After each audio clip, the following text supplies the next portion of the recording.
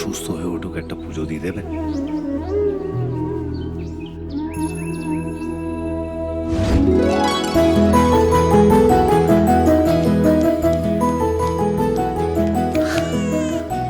কাকু, আমি চাকরি পেয়ে গেছি কাকু, আমি পুলিশে সিলেক্ট হয়ে গেছি।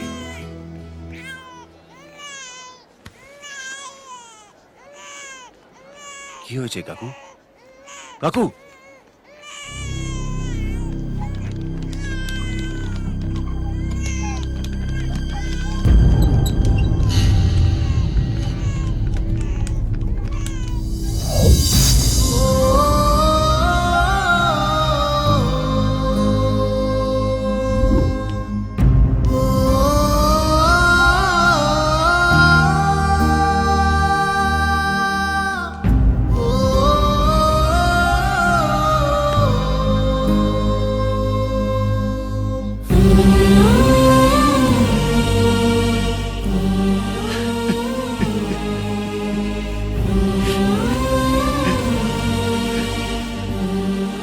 তুমি তো বলেছিলে অপারেশন হলে মা ভালো হয়ে যাবে। অপারেশন হলে, কিন্তু অপারেশনটাই তো হয়নি। না না হবে। আপনারা এই ডক্টর, আমার মায়ের অপারেশন হয়নি কেন? আপনার মা চাননি, তাই অপারেশন হয়নি। না না, এটা আমি করতে পারবো না, সরি। ডাক্তারবাবু, আমার ছেলের চাকরিটা আমার অপারেশনের চেয়ে অনেক বেশি জরুরি। আমি জানি ওর চাকরিটা হয়নি। ও আমার মন রাখতে মিথ্যে কথা বলেছে। চাকরির জন্য যে অনেক টাকার দরকার, যে টাকাটা অপারেশনে দিয়ে দিচ্ছে। আপনি একবার ভাবুন তো, আমার অপারেশনটা ভালো হলেও আমি আমি কতদিন বাঁচবো? 1 বছর, 2 বছর? কিন্তু আমার ছেলের পুরো ভবিষ্যৎটা যে পড়ে রয়েছে। আপনি যাই বলুন ম্যাডাম, আমি একজন ডাক্তার হিসেবে আমি আপনার অনুরোধ রাখতে পারবো না। আর তাছাড়া আপনার ছেলে টাকা জমা দিয়ে দিয়েছে, আমি অপারেশন করতে বাধ্য। আমার ছেলের কষ্ট দেখে আমি বেশি দিন বাঁচবো না ডাক্তারবাবু। আমি আপনাকে আরে আরে, কি করছেন আপনি? ঠিক আছে ঠিক আছে, দেখছি।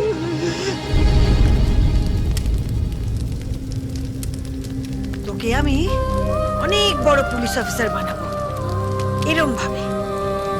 আজকাল 100 ডায়াল করলে কোনো পুলিশ আসে না, বরং 100 টাকা দিলে পুলিশ আসে। বিনু, পুলিশের চাকরি লোকে টাকা দিয়ে করতে চায়।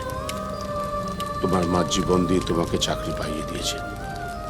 তোমাকে একজন সৎ পুলিশ অফিসার হতে হবে। হব কাকা।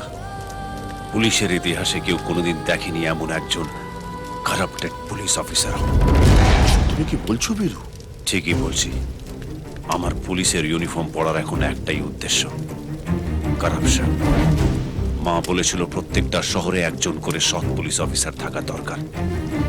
আমি প্রত্যেকটা পুলিশ স্টেশনে একজন করে সৎ পুলিশ অফিসার তৈরি করব। নিজে অসৎ হয়েও সৎ অফিসারদের চিনে নেব। 2 নম্বরই টাকা দিয়ে সৎ পুলিশ অফিসার তৈরি করব আমি। পুলিশের চাকরি ঘুষ নেওয়ার জন্য নয়, নিজের দায়িত্ব পালন করার জন্য। ঘুষ দিয়ে যারা পুলিশের চাকরি পায় তারা সেই টাকা ফেরত পাওয়ার জন্য সিস্টেমটাকে খারাপ করে। 100 টাকা ফেললে নয়, 100 ডায়াল করলে পুলিশ আসতে হবে, এটাই হবে সিস্টেম। আর এটাই আমি করব কাকা। আজ আমায় স্বপ্ন দেখাবি আয়,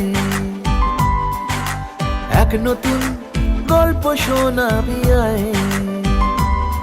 তুই মিশে যা আমার কল্পনায়, তুই মিলে যা আমার গল্পটায়।